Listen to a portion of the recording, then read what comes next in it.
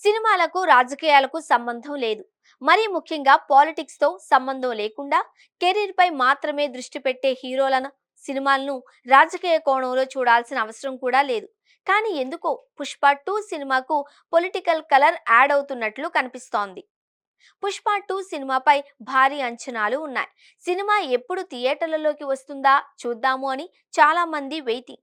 ఇలాంటి టైంలో వైసీపీ నేతలు కొంతమంది పుష్ప 2 పై కమెంట్స్ చేయడాన్ని ఎలా చూడాలి? పుష్ప 2 క్రేజ్ ను తమ వైపు తిప్పుకునేందుకు కొంతమంది ఇలా చేస్తున్నారా? లేక అల్లు అర్జున్ తమవాడు అని పరోక్షంగా చెప్పే ప్రయత్నం చేస్తున్నారా? ఈ రెండింటిలో ఏది చేసినా ప్రమాదమే. అది కూటమి ప్రభుత్వానికి ఆగ్రహం తెప్పించే వ్యవహారమే. నిజానికి అల్లు అర్జున్కు రాజకీయాలకు సంబంధం లేదు. తన స్నేహితుడు కాబట్టి శిల్పాకు మద్దతుగా నంద్యాల వెళ్లాను అని అప్పట్లో బన్నీ విస్పష్టంగా ప్రకటించాడు.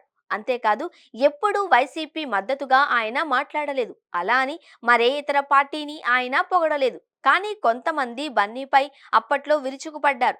కాంపౌండ్లో ఆ సెగ ఇంకా రేగుతూనే ఉంది. ఇలాంటి టైంలో వైసీపీ నేతలు కొంతమంది పుష్ప 2 పై పనిగట్టుకుని మాట్లాడడం కూటమిలో కొంతమందికి ఆగ్రహం తెప్పించి ఉండవచ్చు. సినిమా సెన్సార్ విడుదలపై రాజకీయ నాయకులు దృష్టి పెడితే పరిణామాలు ఎంత ఘోరంగా ఉంటాయో గతంలో తమిళనాడు రాజకీయాలలో చాలానే చూసాం. రజనీకాంత్ లాంటి సూపర్ స్టార్ సైతం ఒక దశలో మౌనంగా కూర్చోవాల్సిన పరిస్థితి వచ్చింది. అదృష్టవశాత్తు అంతటి దయనీయ పరిస్థితులు ఆంధ్రప్రదేశ్లో ఎప్పుడూ రాలేదు. భవిష్యత్తులో కూడా రాకూడదు అనే కోరుకుందాం.